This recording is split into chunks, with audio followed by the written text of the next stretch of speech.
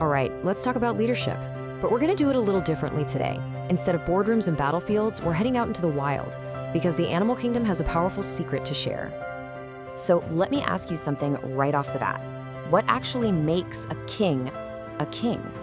Is it just about being the strongest, the biggest, the smartest? Or could it be something else entirely? We're about to find an answer that might just change the way you see things. You know, it's funny, in nature, and really across human history, two animals are almost always seen as royalty. They're the undisputed rulers of their own domains. First, you've got the eagle, right? The total sovereign of the skies. And then on the ground, you have the lion, the king of the animal kingdom. And we're gonna focus on the lion today because its story, well, it tells us something really profound about what it means to lead. Okay, so here's where it gets really interesting, because when you actually look at the lion, just on paper, the whole king thing makes absolutely no sense. It's a total paradox. Let's just break it down. I mean, if you were a betting person and you were just looking at the raw stats, you would never, ever pick the lion to be in charge. It seems like it's at a disadvantage in almost every way. For starters, is the lion the tallest? Nope, not even close. The giraffe just towers over it. Well, what about the largest? Again, no. An elephant or a rhino just dwarfs the lion in sheer size. Okay, maybe it's the heaviest? Not a chance. A hippo can outweigh it by a literal ton. And get this, it's not even the smartest.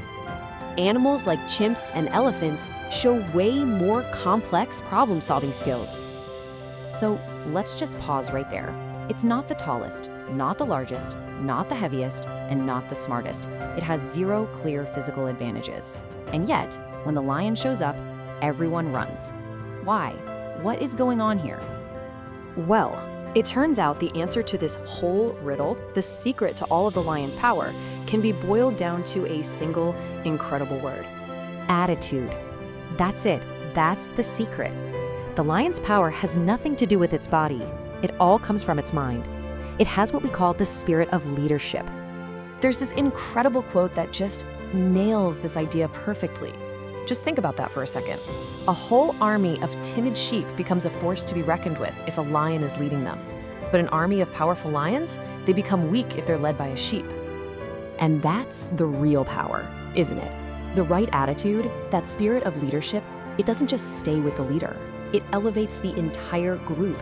It can turn cowards into warriors and make the timid bold. So how does this actually play out in the wild?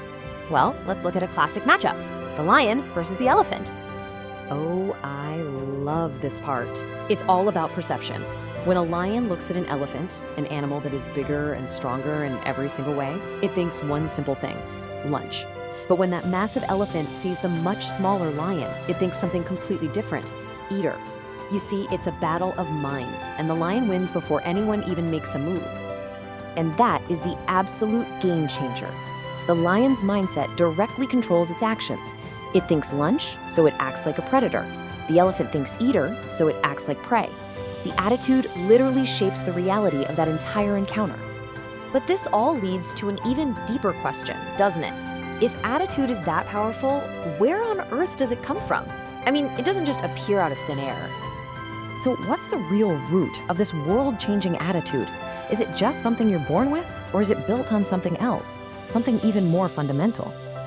Turns out, it's a chain of command. It all starts with one thing: belief. What you truly, deeply believe about yourself is what creates your attitude. And then that attitude is what drives your actions. See, attitude isn't the starting point. It's the result of a powerful core conviction. And this might be the most important takeaway of all. Your belief system sets the absolute limit, the ceiling, for your attitude. You just can't project an attitude of confidence or power if deep down you don't actually believe you have it. And that brings us right back to our lion. He's not the king because of his claws or his roar. The lion is the king of the jungle for one simple reason: because of what he believes about himself.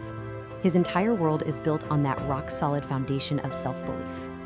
So that leaves us with one final, and maybe the most important, question. The lion's world is shaped entirely by its beliefs. So how about yours? What do you believe about yourself?